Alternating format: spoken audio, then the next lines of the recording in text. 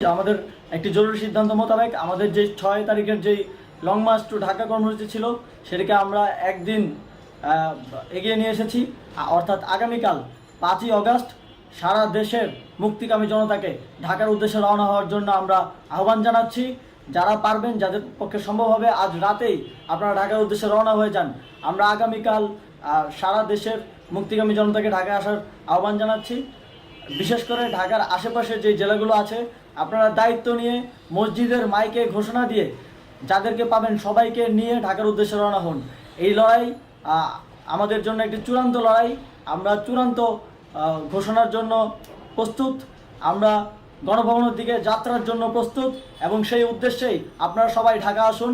আমরা আপনাদের সবাইকে নিয়ে আমাদের চূড়ান্ত দাবি আদায়ে এগিয়ে যাব। আমি জানি না সমন্বয়করা আজকে রাতে বেঁচে থাকতে পারবে কিনা, কিন্তু আপনাদের উপর আমরা এই দায়িত্ব দিচ্ছি। আপনারা সবাই নিজ দায়িত্বে ঢাকায় আসবেন আগামীকাল এবং পরশু পরিস্থিতি বিবেচনা করে পরশু গণভবনের দিকে 4 দিক থেকে আমরা রওনা হব।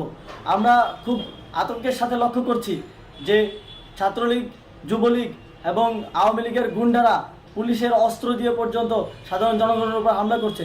কিন্তু একটি সুখের খবর হচ্ছে সারা দেশের বিভিন্ন স্থানে সেনাবাহিনী ছাত্র জনতার পক্ষে দাঁড়িয়েছে। আবার কিছু কিছু জায়গায় যেমন মিরপুর ও মোহাম্মদপুরে সেনাবাহিনী ছাত্র জনতার বিপক্ষে দাঁড়িয়ে গুলি চালাচ্ছে। আমরা সেনাবাহিনীর প্রতি আহ্বান জানাতে চাই, আপনারা এদেশের নাগরিক এবং আপনারা এদেশের নিরাপত্তার দায়িত্বে আছেন, এদেশের জনগণের যানবাহনের নিরাপত্তার দায়িত্বে আছেন। আপনারা দেশের পক্ষে এবং দেশের জনগণের জন্য কাজ করবেন। কোনো খুনি সরকারের জন্য, কোনো খুনি রাজনৈতিক দলের জন্য কাজ করবেন না। এটি এদেশের জনগণ আপনাদের থেকে প্রত্যাশা করে।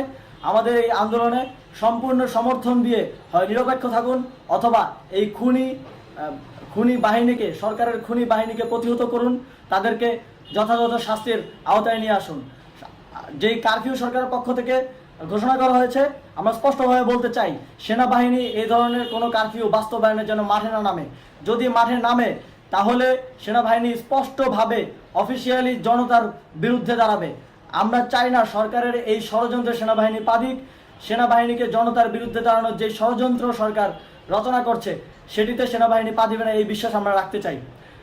আওয়ামী লীগ আজ সারা দেশে তাদের খুনি বাহিনীকে নামিয়ে দিয়েও ছাত্র জনতার প্রতিরোধের মুখে টিকতে পারেনি। রাজপথের পরাজিত শক্তি হিসেবে তারা সেনাবাহিনী সহ অন্যান্য বাহিনীকে আমাদের বিরুদ্ধে কাজে লাগানোর চেষ্টা করছে। এই চেষ্টাকে, এই ষড়যন্ত্রকে ব্যর্থ করতে হবে এবং আগামীকাল সারা দেশে মসজিদে মসজিদে ঘোষণা দিয়ে ঢাকার উদ্দেশ্যে আপনারা রওনা হন। প্রত্যেকটি পরিবার থেকে অন্ততপক্ষে একজনকে ঢাকার উদ্দেশ্যে রওনা করে দিন, এই ইতিহাসের সাক্ষী হতে, একটি নতুন বাংলাদেশের অভ্যুদয় ঘটানোর একজন কর্মী হতে। ধন্যবাদ সকলকে।